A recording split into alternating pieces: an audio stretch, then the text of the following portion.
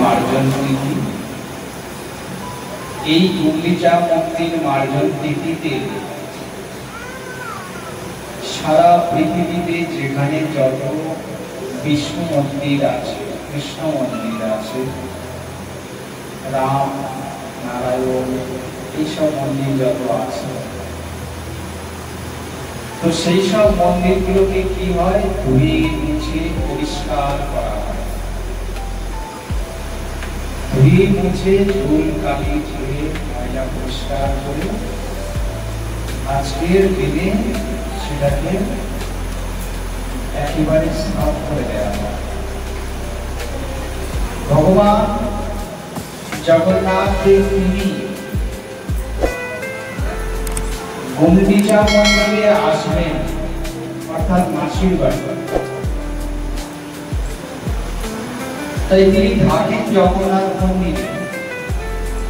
তিনি যখন মাসির বাড়িতে যাবেন, তাহলে মাসির বাড়িকে ধুয়ে মুছে পরিষ্কার করে দেওয়া হয়। এমন ভাবে পরিষ্কার করা হয় যেন কোথাও এক টুকরো ঝুল কালি ময়লা কাপড় দানা যেন না থাকে, এইভাবে পরিষ্কার করা হয়। যেটাকে মাসির বাড়ি বলেন, ওটাই গুন্ডিচা বলে। এই গুন্ডিচা নামটা হচ্ছে, শব্দটা হচ্ছে, যিনি জগন্নাথকে প্রতিস্থাপিত করলেন রাজায় ইন্দ্রদম্ন, তিনি জগন্নাথকে প্রতিস্থাপিত করলেন। সেই রাজা ইন্দ্রদম্নের স্ত্রীর নাম অর্থাৎ রানীর নাম ছিল গুন্ডিচা। আর রাজা ওই বাড়িতে থাকতেন, তাই ওটার নাম গুন্ডিচা মন্দির। এবং গুন্ডিচা মন্দির জগন্নাথ যেখানে থাকতেন মন্দিরে, তাহলে জগন্নাথ রথে মাসির বাড়িতে ঘুরতে যাবেন, মাসি কে হবেন, যিনি প্রতিস্থাপিত করলেন তিনি হলেন মাসি। তাই গুন্ডিচা দেবী তিনি হলেন মাসি। এক কথায় ওটা মাসির বাড়ি, আর আরেক কথায় হচ্ছে গুন্ডিচা মন্দির, অর্থাৎ গুন্ডিচা দেবী যেটা বিহু বা বাড়ি ছিল। এখন তো সেই রাজা ইন্দ্রদম্ন নেই, গুন্ডিচা দেবী নেই।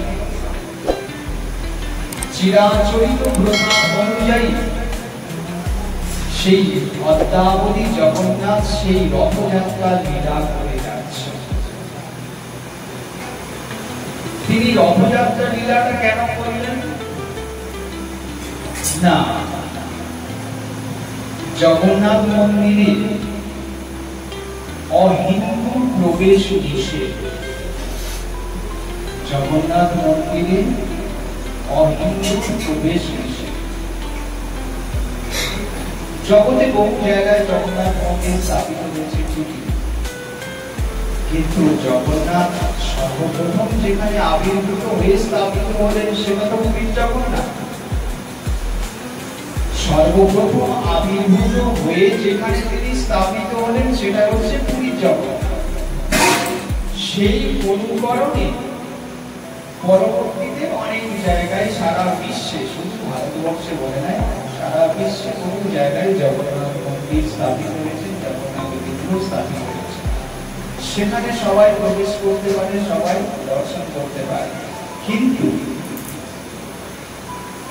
পুরীর জগন্নাথ মন্দিরে অহিন্দুর প্রবেশ নিষেধ, অর্থাৎ হিন্দু না হলে সে প্রবেশ করতে পারবে না, জগন্নাথকে দর্শন করতে পারবে না।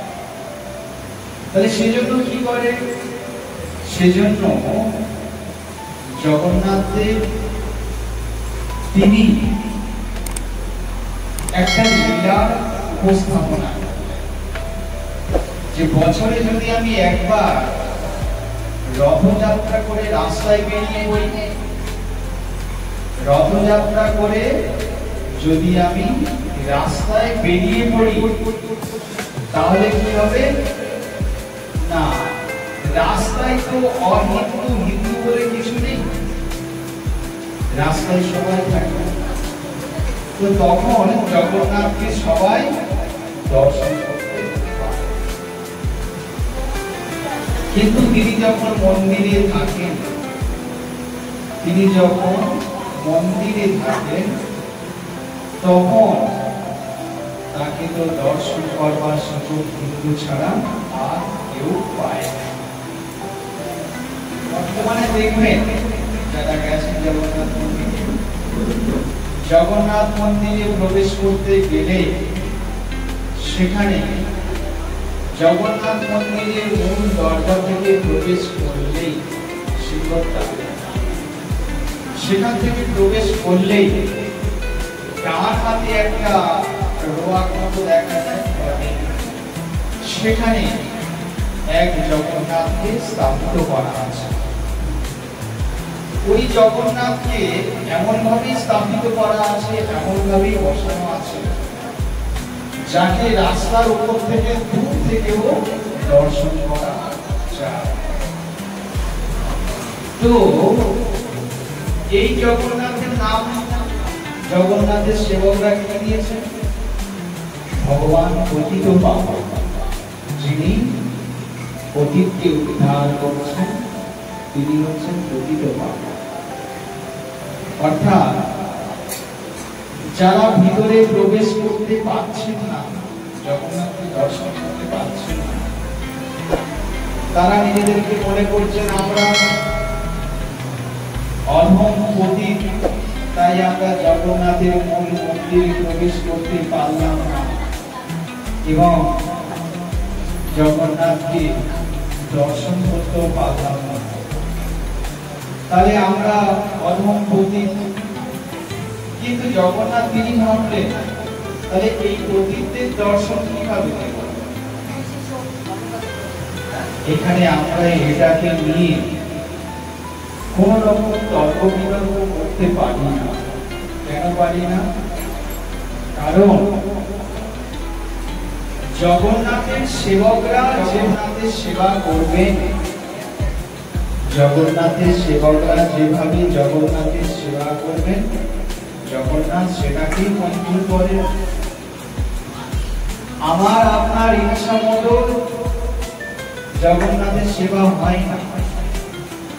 আমরা বলবো এটা কেমন ধরনের বিধান?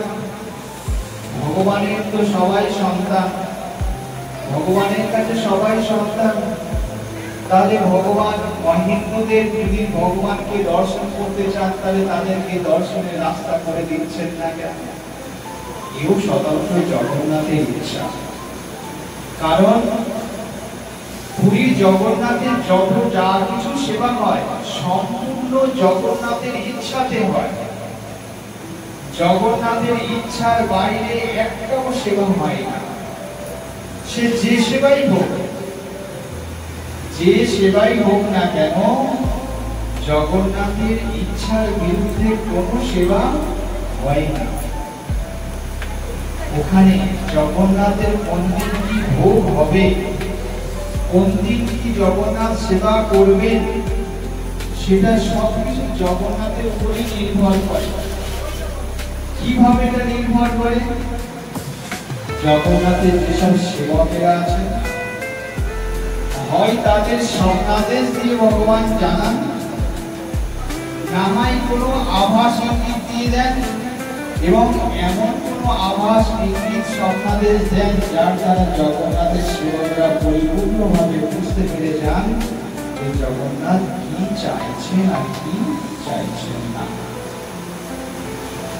তাই ওখানে আমরা বাইরে থেকে যে যা খুশি মন্তব্য করতেই পারি, কারণ ভগবান সবাইকে গীতাতে ভগবান কি বলেছেন? জীবের ক্ষুদ্র স্বাধীনতা। অর্থাৎ 24 ঘন্টায় দিন হয়, এই 24 ঘন্টার মধ্যে মনে করুন ভগবান 22 ঘন্টা তিনি দেখাশোনা করেন, আর 2 ঘন্টা জীবকে পুরো ছেড়ে দিয়েছেন ওনার হিসাব। আপনারা আপনাদের ঘড়ির হিসাব মেলাবেন না, আপনাদের কাজকর্মের হিসাব মেলাবেন না এই সময়। কারণ ওনার বিচার আমার আপনার মতো মানুষদের বোঝার ক্ষমতা দুষ্পার। তো উনি 2 ঘন্টা আপনাদের ছেড়ে দেন, আর 24 ঘন্টার মধ্যে 22 ঘন্টা উনি কন্ট্রোল করেন। তো এই যে 2 ঘন্টা উনি ছেড়ে দিচ্ছেন, এই 2 ঘন্টাতে উনি কি করছেন? জীবকে স্বাধীনতা দিয়ে দিচ্ছেন। কিরকম স্বাধীনতা? যাও, তোমার মন খুশি মতো তুমি ঘুরতে পারো, বিচারণ করতে পারো, তাতে কারোর কোনো বাধা থাকবে না। জীব কি করেন? এই 2 ঘন্টা যে ক্ষুদ্র স্বাধীনতা পায়, গীতাতে বলেছে আমি তো জীবকে 2 ঘন্টা ছেড়ে দিচ্ছি, কিন্তু জীব কি করছেন? এই 2 ঘন্টা আগে অপব্যবহার করছে, অপব্যবহার করছে। কিরকম অপব্যবহার? ভগবানের নিয়মের বিরুদ্ধাচার, ভগবানের নিয়মের বিরুদ্ধাচারণ। এবং এই যে 2 ঘন্টা বিরুদ্ধাচারণ করছেন, এই 2 ঘন্টা বিরুদ্ধাচারণের যে ফল আসছে, সেই কর্মের ফলটুকু ভোগতে গিয়ে জীব নাস্তানাবুদ হয়ে যাচ্ছে। তাহলে ভাবুন, 22 ঘন্টার কর্মের ফল যদি ভোগ করতে হতো, তাহলে জীবের কি পরিণাম হতো? এই 2 ঘন্টা কর্মের ফল ভোগ করতে গিয়ে জীব কি বলে? ছেড়ে দেবা, কেঁদে বাঁচি, আর পারছি না। আমরা মাঝে মাঝে কি বলি? সবাই কি বলে ফেলে? অনেক কষ্ট, আর পাচ্ছি না, মরে গেলেই বাঁচি, আর ভালো লাগে না, ভগবান যে কেন করে তুলে নেয় না, ইত্যাদি ইত্যাদি নানা রকম কমেন্ট করে ফেলি। এগুলো আমরা বলে ফেলি। কেন বলি? শরীরের হোক, মনের হোক, পারিপার্শ্বিক হোক, এমন ভাবে যাতনা আমাদের মধ্যে ওঠে, সেই যাতনাকে সহ্য করতে না পেরে আমরা এই ধরনের কথা বলে থাকি। কিন্তু ভাবুন তো, বলার সাথে সাথে কি আমাদের সমস্ত কষ্ট লাঘব হয়ে যায়? নাকি ভগবান তুলে নাও, আর পাচ্ছি না, মরে গেলে বাঁচি, মরে যান, তুলে নেন? কোনটা? না ভগবান আপনাদের তুলে নেন, না আপনারা কেউ মরে যান, আর না আপনাদের বলার সাথে সাথে সমস্ত সমস্যার সমাধান হয় কিংবা সমস্ত কষ্ট লাঘব হয়। এরকম কিন্তু কিচ্ছুটি হয় না। হয় কি? এরকম কিচ্ছুটি হয় না। কিন্তু কেন বলেন? শরীর আর মনকে যখন সামাল দিতে না পারেন, তখন এটা বলতে বাধ্য থাকে যে ভগবান তুলে নাও, আর পাচ্ছি না, আর শরীরে দিচ্ছে না, ইত্যাদি। কিন্তু বিষয় তো একটাই, এই পাচ্ছি না কেন পাচ্ছি না? 24 ঘন্টার মধ্যে 22 ঘন্টা উনি দেখছেন। যদি ভাবুন, জীবকে যদি 22 ঘন্টা ছেড়ে দিয়ে 2 ঘন্টা কন্ট্রোল করতেন, তাহলে জীব কি করতেন? পৃথিবী রসাতলে পাঠিয়ে দিতেন, পৃথিবীটাকে পুরো রসাতলে পাঠিয়ে দিতেন। কিন্তু ভগবান 2 ঘন্টা মাত্র ছেড়ে দিচ্ছেন, সেজন্য পৃথিবী রসাতলে যাচ্ছে না, তবুও যাওয়ার পথে। কারণ এত বিচারিতা করা হয় যে ভগবানের নিয়মের বিরুদ্ধাচার করা। যেমন দেখুন, যখন গোয়ালে গরু বাঁধা থাকে, ঠিক আছে, এদিকে শুনুন,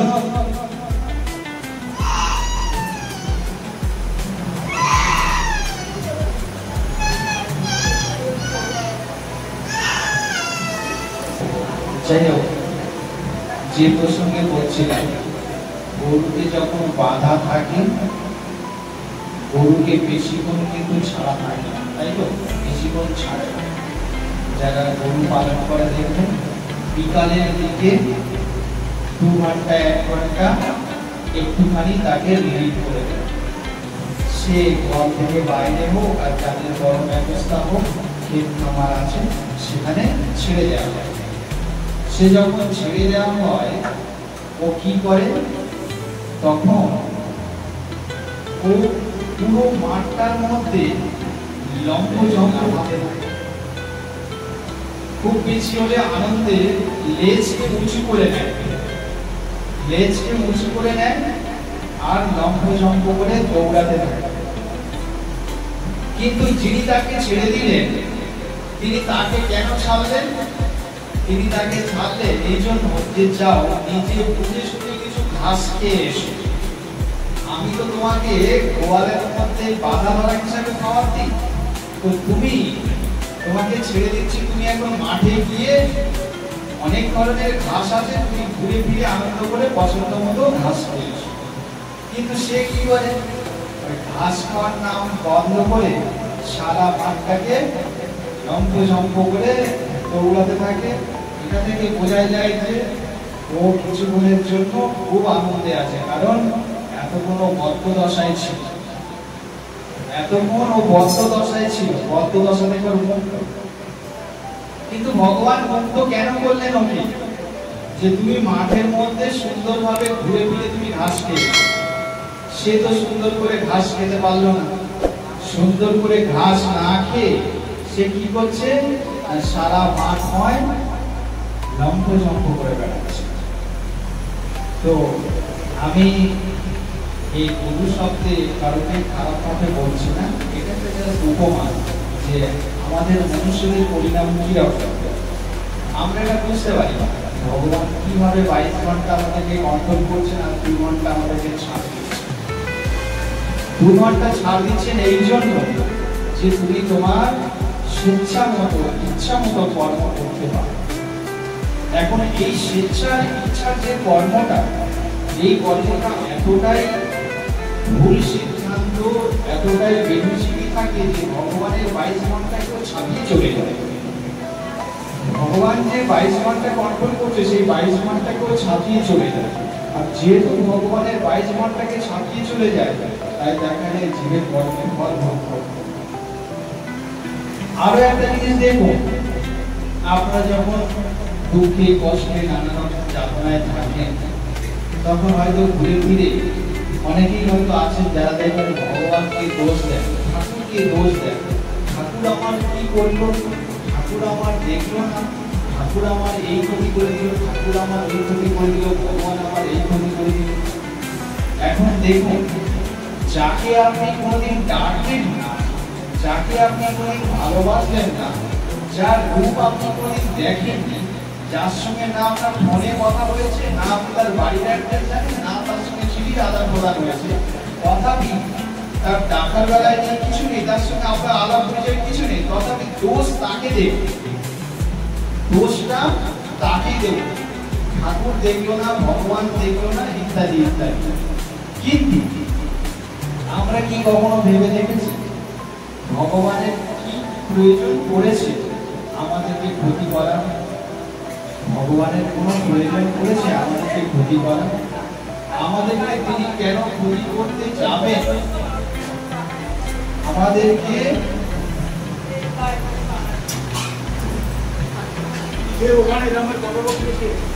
তিনি কেন ক্ষতি করতে যাবেন? তার ক্ষতি করার কোনো দরকার পড়ে না, তার ক্ষতি করার কোনো দরকার পড়েনি। কারণ যার অঙ্গুলি হেলনে, ভালো করে বুঝো, যার অঙ্গুলি হেলনে চোখের পলক পড়লে যিনি ব্রহ্মাণ্ডকে লয় করে দিতে পারেন, যার অঙ্গুলি হেলনে চোখের পলক পড়ার সময় যতটুকু, এই সময়টুকুর মধ্যেও যিনি পৃথিবীকে লয় করে দিতে পারেন, আপনার ক্ষুদ্র জীবকে মারার জন্য তিনি বৃথা সময় কেন ওয়েস্ট করবেন? এটা আমাদের ভাবনার সম্পূর্ণ ভুল। তার কোনো প্রয়োজন পড়ে না আপনার ক্ষুদ্র জীবকে মারার জন্য তার সময় নষ্ট করা, এত সময় তার নেই। কারণ তিনি বিশ্ব ব্রহ্মাণ্ডের মালিক, সমস্ত বিশ্ব ব্রহ্মাণ্ড তাকে প্রতিপালিত করতে হয়। সমস্ত বিশ্ব ব্রহ্মাণ্ড শুধু একটা ব্রহ্মাণ্ড না, এরকম শয়ে শয়ে ব্রহ্মাণ্ড আছে। যেসব ব্রহ্মাণ্ডে এরকম সবাই জীব আছে, আত্মা রূপে রয়েছে। একমাত্র পৃথিবী ধামে শুধুমাত্র মনুষ্য রূপে রক্ত মাংসের দেহে জীব থাকে, বাকি আর কোনো ধামে রক্ত মাংসের জীব থাকে না, সব আত্মা রূপে দেহ থাকে। কিন্তু সেখানেও তাদের জীবন সেই রকমই। যেমন স্বর্গরাজ্য বলে আপনারা যেটা শুনেছেন, দেবতারা তারা কি আপনার আমার মতো মনুষ্যের রূপে থাকেন? মনুষ্য রূপে থাকেন না, তারা একটা রূপে থাকেন ঠিকই, কিন্তু সেই রূপটা কিরকম?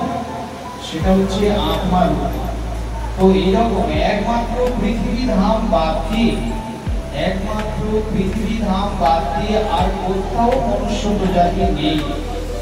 একমাত্র পৃথিবী ধামেই মনুষ্য জাতি আছে। আর বাকি যে আমরা যত জায়গা বলি, স্বর্গ, মর্ত, এসব যা কিছু বুঝি, পাতাল, হ্যাঁ মর্ত নয় পাতাল, এই সব জায়গায় কিন্তু আত্মার রূপে দেহ রয়েছে। তারা কি রয়েছে? এই পৃথিবী ধামটাই একমাত্র কর্মক্ষেত্র।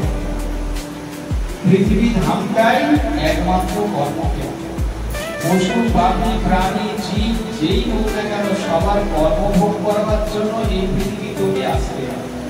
স্বর্গলোকে যদি কেউ কোনো অপরাধ করে, কেউ কোনো দোষ করে, স্বর্গলোকে দেখেছেন দেবতাদের মধ্যে মারামারি চলে। তো সেখানে এই দেবতারাও যদি অপরাধী হয়, তাদের কর্মফল ভোগ করবার জন্য এই পৃথিবী ধামে আসতে হয়, এসে মনুষ্য দেহ ধারণ করতে হয়, করে তাদের সেই কর্মের ফল ভোগ করে তারপরে আবার তারা দেবলোকে ফিরে যায়। তদ্রূপ এই শুধু শুধু ভগবানকে আমরা দোষারোপ করি। কেন না বলি ভগবান আমার ক্ষতি করে দিয়েছেন, ভগবান আমার এই পর্যন্ত দায়ী করেছে।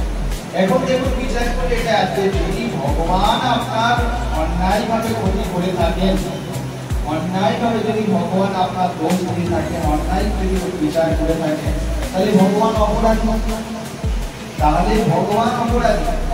কিন্তু আপনারা দেখেছেন আপনাদের দোষে ভগবান কোনদিন ভোগ করছেন কষ্ট দুঃখ?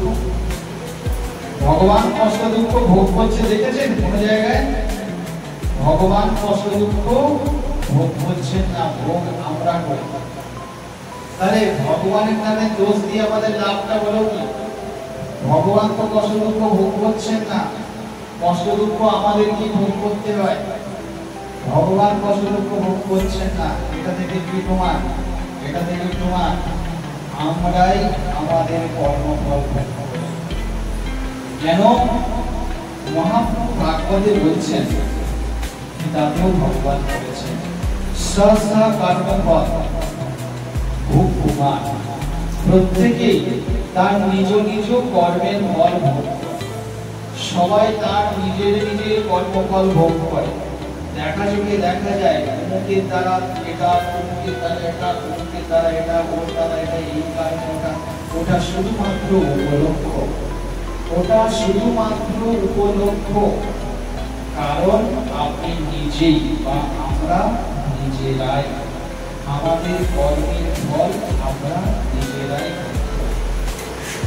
বাস্তবে দেখুন কত মা আছেন যিনি কোনো সন্তানকে পান না, তিনি সন্তান হারা হয়ে সন্তানহীনতার কারণে ভগবানের কাছে মাথা রেখে তাদের দুঃখ করে। আবার কত আছেন মা আছেন দেখবেন সন্তানের দুঃখে দিন রাত মাথা ঢুকে কাঁদছে, তাই তো? তো আবার কিছু মা আছে দেখবেন তার কিছু সন্তান ভালো, কিছু সন্তানের জন্য দুঃখ লাভ করে।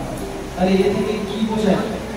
এ থেকে বোঝা যায় এটা অ্যাকচুয়ালি সন্তান থাকুক বা না থাকুক সেটা কিন্তু বড় কথা নয়, সেটা বড় কথা নয়। মূল কথা হচ্ছে আমাদের কর্মের ফল।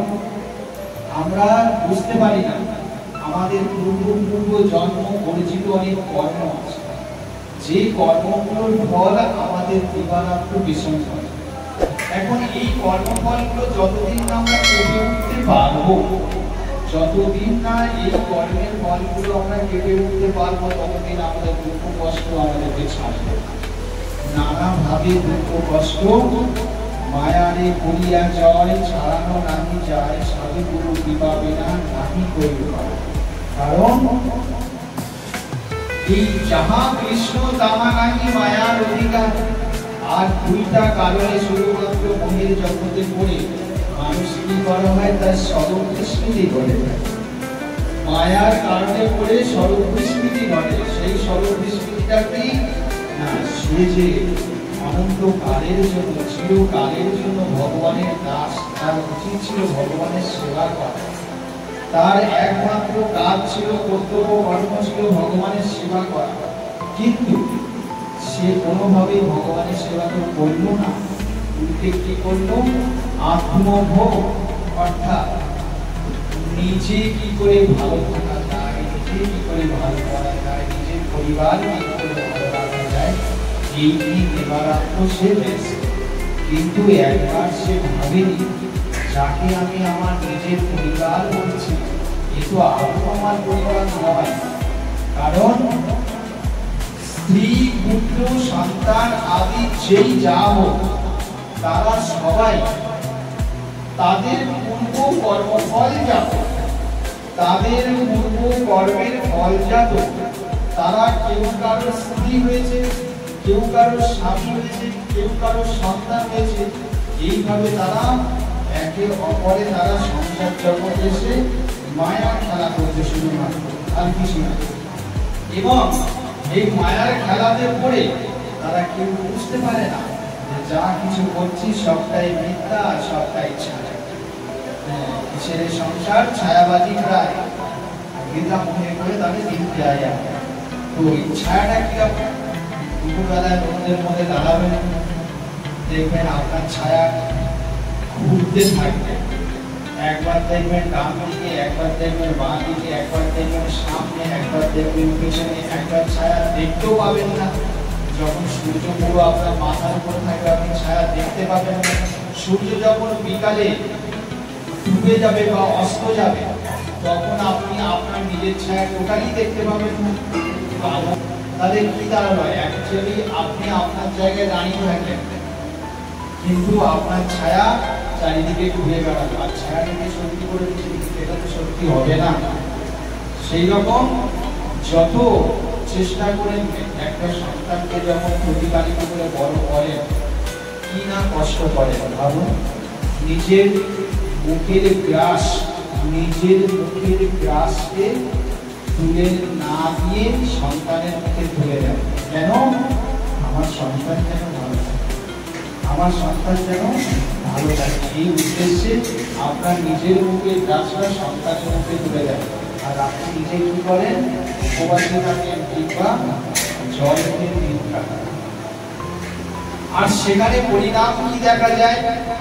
শেষে পরিণাম দেখা যায় সেই সন্তান যখন বড় হয় দেখা যায় তার কারণেই আপনার মুখে আর কোনো আহার জুটছে না। যে আহারটা আপনি না নিয়ে তাকে নিয়ে নিয়েছিলেন সেই আহার সে এখন পুরোটাই দখল করে নিয়েছে, এখন আপনার মুখে আহার করছে।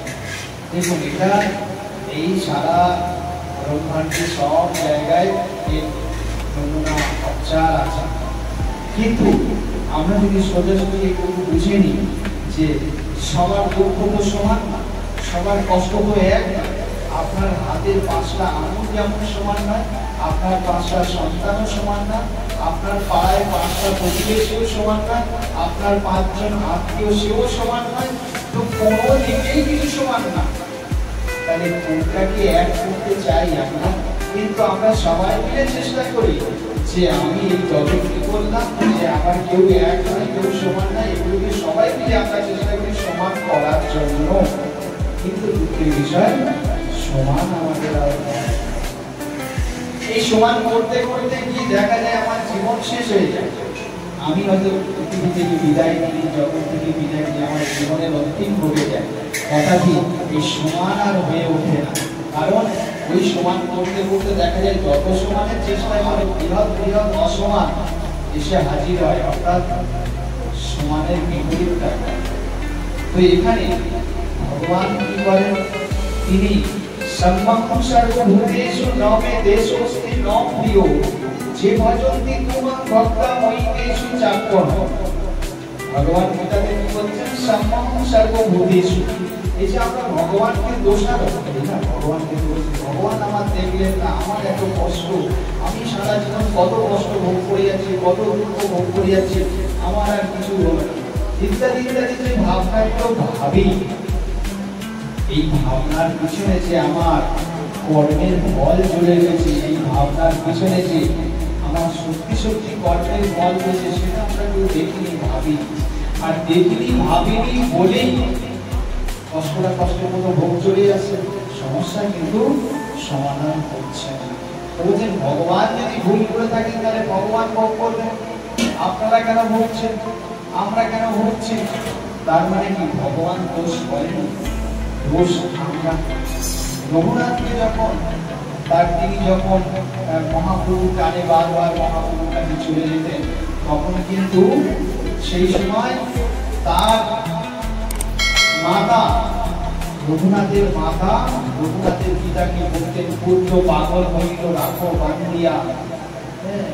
পুত্র পাগল হয়ে গেছে, ওকে বেঁধে রাখো। কেননা যখনই পারে মহাপ্রভুকে দেখলে, নিত্যানন্দ প্রভুর কথা শুনলে ঘর থেকে দৌড়ে পালিয়ে যায় এবং তাকে খুঁজে খুঁজে আনতে হয়। তো অতএব পুত্র পাগল হয়েছে রাখো বান্ধিয়া।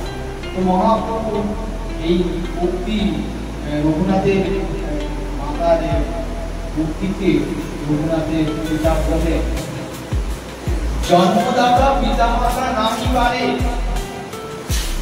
বললেন যে আরে পুত্রকে আমি কিসের অভাব রেখেছি, পুত্রকে আমি কিছুর অভাব রাখি?